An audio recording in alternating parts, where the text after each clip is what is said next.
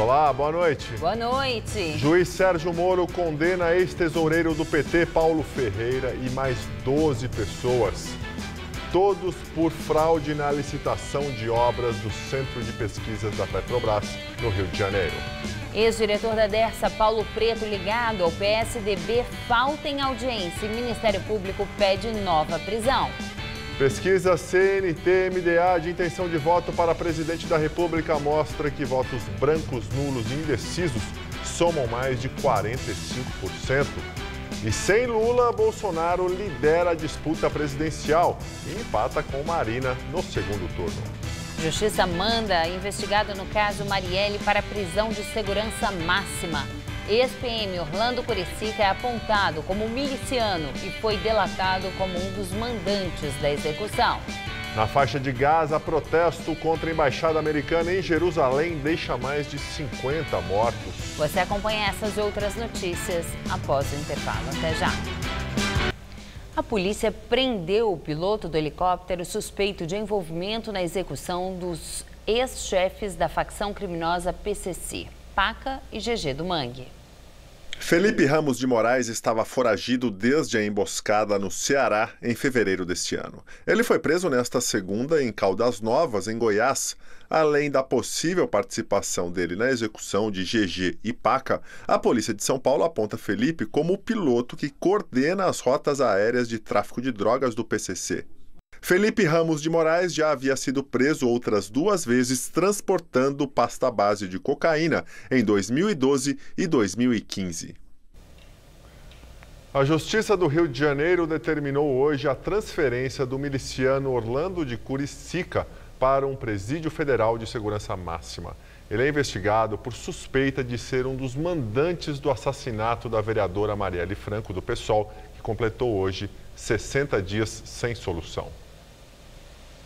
O ex-policial militar Orlando Oliveira de Araújo, conhecido como Orlando de Curicica, é apontado como um dos chefes da milícia na zona oeste do Rio de Janeiro. Ele está preso desde outubro do ano passado em Bangu 9, acusado de ser o mandante de outro assassinato na região. Segundo reportagem do jornal O Globo, uma testemunha ouvida pela polícia diz que Curicica teria ordenado também o assassinato de Marielle Franco e do motorista dela, Anderson Gomes, em suposta associação com o vereador do PHS, Marcelo Siciliano. Os dois estão sendo investigados pela polícia e negam participação no crime. Para garantir a segurança do suspeito, a Justiça do Rio determinou a transferência de Orlando Curicica para um presídio federal de segurança máxima na tentativa de inibir a atuação dele fora do presídio, com influência entre outros milicianos que possam prejudicar as investigações. O advogado de Curicica chamou de absurda a transferência do cliente, que, segundo ele, foi feita na calada da noite para cercear a defesa e calar o investigado. O assassinato de Marielle Franco e Anderson Gomes completou hoje 60 dias sem solução. A Anistia Internacional fez um protesto em frente à Secretaria de Segurança do Rio de Janeiro, pedindo rapidez nas apurações sobre o crime. O Ministério das Relações Exteriores do Brasil vai pedir ao governo dos Estados Unidos acesso aos documentos da CIA sobre a ditadura militar. Na semana passada, foi revelado um memorando da Agência de Inteligência Norte-Americana, segundo o qual os generais Ernesto Geisel e João Batista Figueiredo, presidentes do Brasil nas décadas de 70 e 80, sabiam e autorizaram tortura e execução de opositores. A determinação atende o pedido feito pelo presidente do Conselho do Instituto Vladimir Herzog, Ivo Herzog, filho do jornalista assassinado na ditadura militar. O ex-vereador de Diadema, Manuel Eduardo Marinho, do PT, e o filho dele, Leandro, continuam foragidos. Os dois são acusados de agredir um empresário em frente ao Instituto Lula no mês passado. A defesa deles diz que aguarda a decisão sobre habeas corpus apresentado no sábado. Manuel Eduardo, conhecido como Maninho, e o filho dele estavam entre os agressores do empresário Carlos Alberto Bettoni, de 56 anos. Bettoni foi empurrado por apoiadores do ex-presidente Luiz Inácio Lula da Silva no dia 5 de abril, quando foi expedido o mandado de prisão contra o líder petista. O empresário bateu a cabeça em um veículo que passava pela rua e desmaiou. Ele sofreu traumatismo craniano, foi operado e ficou 22 dias internado. Na decisão, a juíza responsável diz que a prisão foi decretada para garantir a ordem pública e assegurar a aplicação da lei penal, e considerando ainda a gravidade do crime. O leilão do triplex em Guarujá, atribuído ao ex-presidente Lula, está marcado para amanhã. Até o momento, nenhum lance foi dado. O prazo termina amanhã às 2h da tarde. Os lances devem ser feitos via internet. O triplex foi avaliado pela Justiça em R$ 2.200.000. Segundo o juiz Sérgio Moro, os valores da venda devem ser destinados em benefício da Petrobras após o trânsito em julgado, ou devolvidos à OAS ou ao ex-presidente no caso de não ser confirmado o confisco. Se amanhã o imóvel não for leiloado, o juiz marcou uma segunda tentativa para o dia 22 de maio, com valor mínimo de 80% de avaliação. Lula foi condenado por Moro e pelo Tribunal Regional Federal em Porto Alegre no caso que envolve o triplex. Devido ao processo, o ex-presidente está preso em uma sala especial na Polícia Federal em Curitiba desde 7 de abril. A pena do petista é de 12 anos e 1 mês de prisão. O juiz Sérgio Moro e os desembargadores consideraram que a OAS pagou mais de R$ 2 milhões em propina ao ex-presidente por meio da reserva e reforma do imóvel. A propriedade teria sido ocultada das autoridades. Lula sempre negou ser o dono do imóvel. Ex-diretor da Dersa, conhecido como Paulo Preto, ligado ao PSDB, falta em audiência e o Ministério Público pediu nova prisão.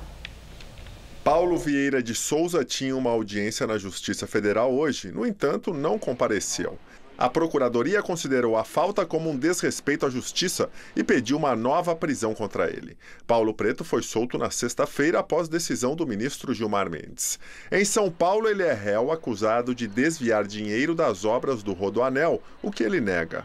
No STF, é alvo de um inquérito junto com o senador José Serra, do PSDB. Paulo Preto é apontado como operador financeiro do Tucano.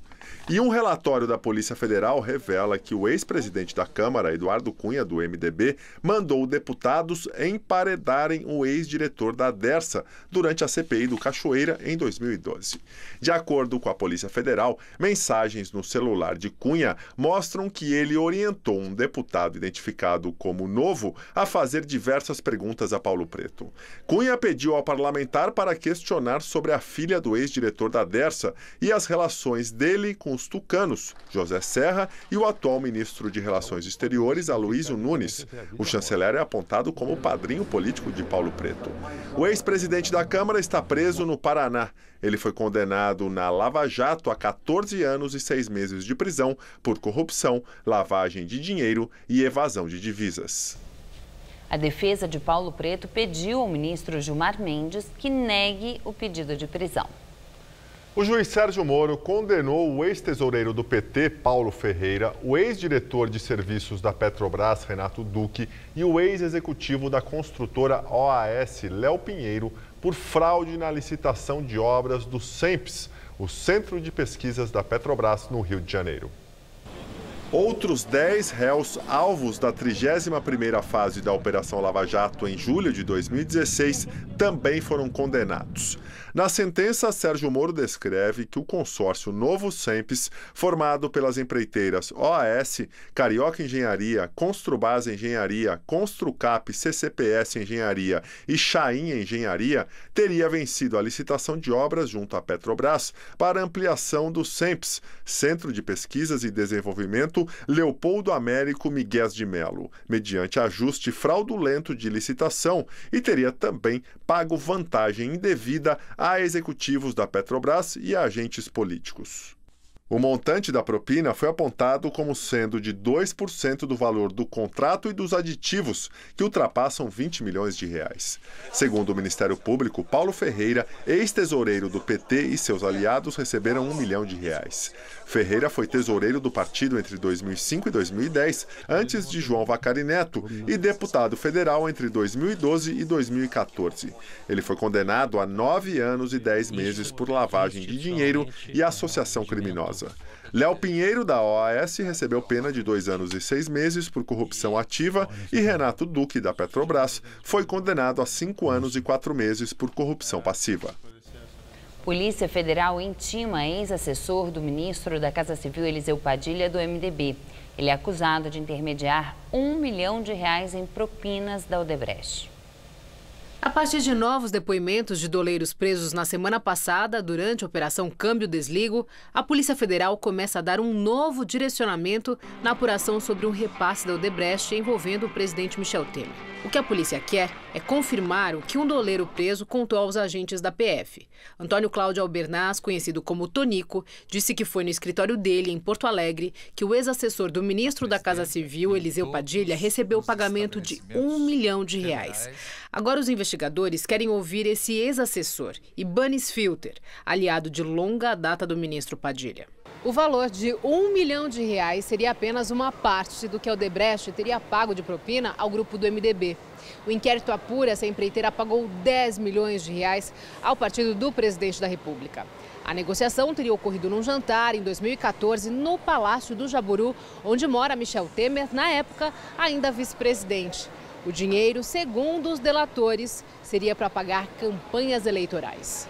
A Polícia Federal quer prorrogar o prazo da investigação, que terminou no último dia 6, e ouvir também Marcelo Odebrecht e Fernando Migliaccio, chefe do setor de propina da construtora.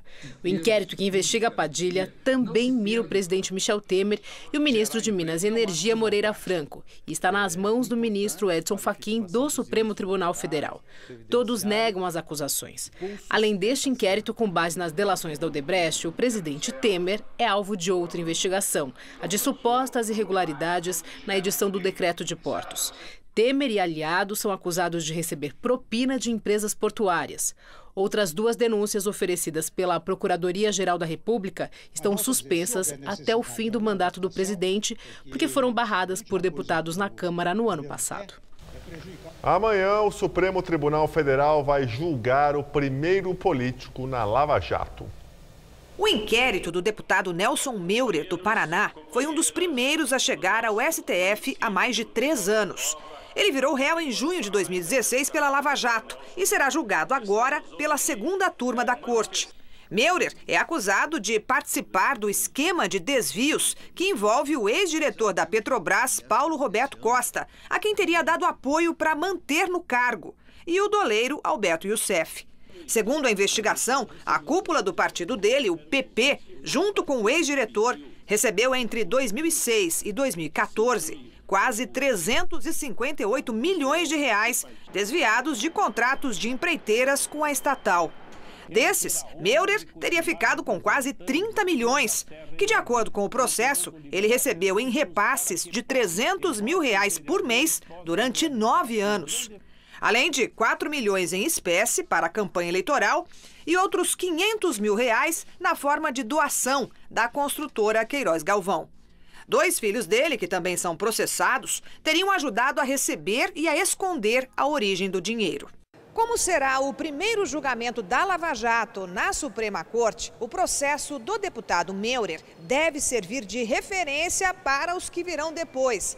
Os ministros devem definir, por exemplo, o que é necessário para comprovar o relato de um delator, para que o réu seja condenado. Os próximos da fila devem ser a senadora Gleisi Hoffmann, presidente do PT, e o marido dela, o ex-ministro Paulo Bernardo, por corrupção e lavagem de dinheiro. O julgamento ainda não foi marcado, mas a expectativa é de que aconteça ainda neste primeiro semestre. Gleisi e Bernardo foram citados na delação do doleiro Alberto Youssef e de Paulo Roberto Costa. São acusados de desviar R$1 milhão de contratos da Petrobras para o Caixa 2 da campanha de Gleisi ao Senado em 2010.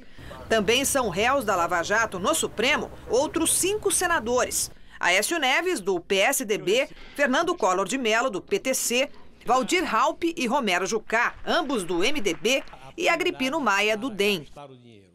Pesquisa CNT-MDA de intenção de voto para presidente da República mostra que votos brancos, nulos e indecisos somam mais de 45%. No cenário sem o presidente Lula, o deputado Jair Bolsonaro, do PSL do Rio de Janeiro, lidera. O resultado ficou assim: Jair Bolsonaro, 18,3%, Marina Silva, 11,2%, Ciro Gomes, 9%, Geraldo Alckmin, 5,3%, Álvaro Dias, 3%, Fernando Haddad, 2,3%, Fernando Collor, 1,4%, Manuela Dávila, 0,9%, Guilherme Boulos, 0,6%, João Amoedo, 0,6%, Henrique Meirelles, 0,5%, Flávio Rocha, 0,4%, Rodrigo Maia, 0,4%, Paulo Rebelo de Castro, 0,1%, brancos e nulos, 29,6%, indecisos, 16,1%. Mesmo na cadeia, Lula ainda lidera a pesquisa CNT-MDA para presidente da República. Lula, 32,4%. Jair Bolsonaro, 16,7%. Marina Silva, 7,6%. Ciro Gomes, 5,4%. Geraldo Alckmin, 4%. Álvaro Dias, 2,5%. Fernando Collor, 0,9%. Michel Temer, 0,9%. Guilherme Boulos, 0,5%. Manuela Dávila, 0,5%. João Amoedo, 0,4%. Flávio Rocha, 0,4%. Henrique Meirelles, 0,3%. Rodrigo Maia, 0,2%. Paulo Rebelo de Castro, 0,1%. Brancos e nulos, 18%. Indecisos, 8,7%. A CNT-MDA também avaliou o desempenho do governo do presidente Temer. O estudo mostra que houve pequena queda na reprovação de março para maio. O resultado ficou assim: em março, ótimo, 0,5%, bom, 3,8%, regular, 20,3%, ruim, 19,7%, péssimo, 53,6%. Não sabem ou não responderam, 2,1%. Em maio, ótimo, 0,4%, bom, 3,9%, regular, 21,8%, ruim, 19,6%, péssimo, 51,6%. Não sabem ou não responderam, 2,7%. O cenário em maio ficou assim: positivo, 4,3%, regular, 21,8%, negativo, 71,2%. A pesquisa ouviu 2.002 pessoas entre os dias 9 e 12 de maio em 137 cidades. A margem de erro é de 2,2 pontos percentuais. E agora o comentário de Josias de Souza, direto de Brasília. Saiu a nova pesquisa CNT-MDA. O resultado consolida uma percepção triste. O futuro do Brasil está nas mãos dos eleitores desalentados. Esse grupo se divide em dois. 29,6% desanimados dizem que anularão o voto ou votarão em branco. 16,1% desnorteados declaram que estão indecisos. Juntos, desanimados e desnorteados somam, no cenário mais provável, sem Lula, 45,7% do eleitorado. Somando-se os três candidatos mais bem postos na pesquisa, Bolsonaro, Marina e Ciro, chega-se a um percentual menor, 38,5%. Nelson Rodrigues, o velho cronista, escreveu que a multidão tem algo de fluvial no seu lerdo escoamento. E as últimas pesquisas eleitorais revelam que o eleitorado brasileiro escoa lentamente na direção do brejo. Quem acha que sabe o que está fazendo, coloca no topo do ranking Lula, preso em Curitiba, e Bolsonaro, preso em algum lugar da era paleolítica. Quem não sabe o que fazer, tranca-se em seus rancores, sonegando votos a candidatos incapazes de articular algo que se pareça com um rumo. Triste cenário. Boa noite. O dólar subiu novamente hoje e terminou o dia valendo R$ 3,62, o maior patamar de fechamento desde 7 de abril de 2016. Mesmo com maior intervenção do Banco Central, a moeda americana valorizou 0,76%. E agora vamos ao comentário de economia com Denise Campos de Toledo. Essa nova alta do dólar teve relação com a pesquisa eleitoral, que mostrou fraqueza ainda dos candidatos que defendem ideias que o mercado julga adequadas para a reestruturação da economia, como as reformas e o ajuste fiscal. O dólar abriu em queda com o anúncio do Banco Central de uma colocação maior de swaps cambiais, de contratos que garantem a correção cambial e são quase uma venda futura da moeda. Mas após a pesquisa eleitoral, o dólar voltou a subir. Ainda tem as preocupações com o ritmo de elevação dos juros nos Estados Unidos também, diante do crescimento maior da economia americana e os lances polêmicos de Trump, que tem provocado momentos de grande tensão global. Mesmo que depois ele amenize um pouco, como começa a fazer com relação à guerra comercial com a China, como fez com a Coreia do Norte, sempre há um clima que dá margem para a agitação do mercado. Tem agora a situação com o Irã, a mudança da embaixada para Israel, até a Argentina entra nesse pacote aí de incertezas. A dúvida é até que ponto a economia brasileira resiste sem maiores consequências caso o dólar continue subindo. O Banco Central, com swaps, apenas segura a pressão mais especulativa. E dólar mais alto sempre é um risco para a inflação.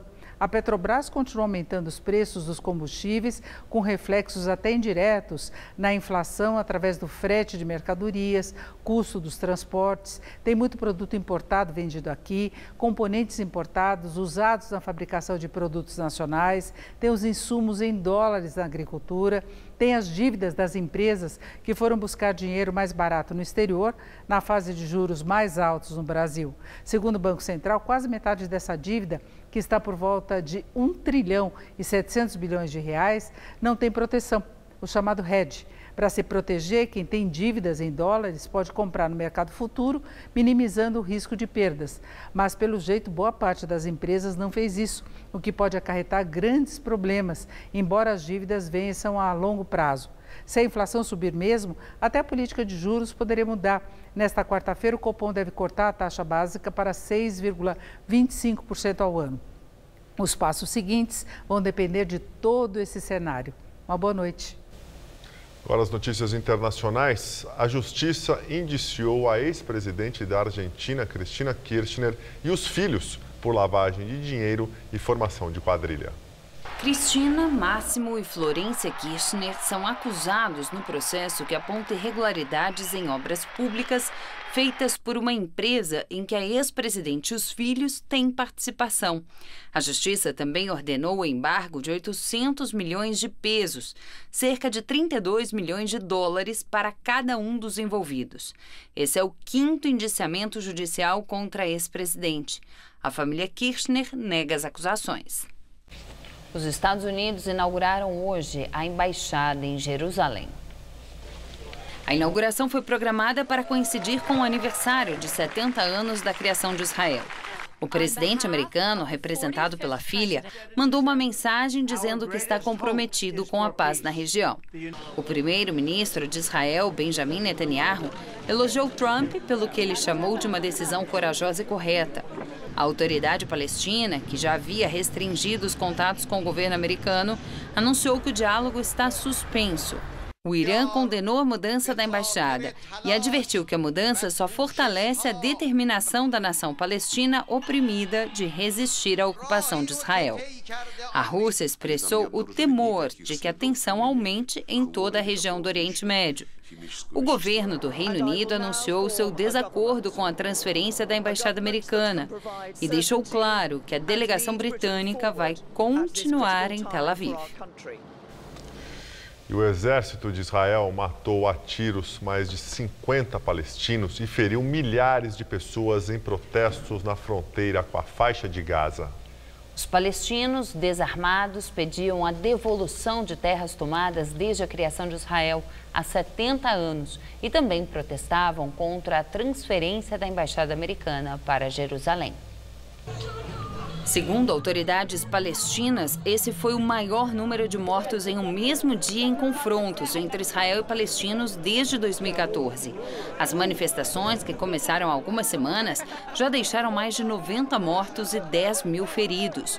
O maior protesto está previsto para amanhã, quando os palestinos relembram o Nakba, ou a Grande Tragédia, como chamam a criação de Israel, quando 700 mil deles fugiram ou foram expulsos da região. Criticado pela reação violenta e desproporcional pela comunidade internacional, o governo direitista de Israel afirmou que as ações do exército foram de defesa contra o Hamas, grupo islâmico considerado terrorista pelo governo. A semana começou com sol aqui em São Paulo, que ajudou a elevar as temperaturas. Vamos ver com Mariana Armentano a previsão do tempo.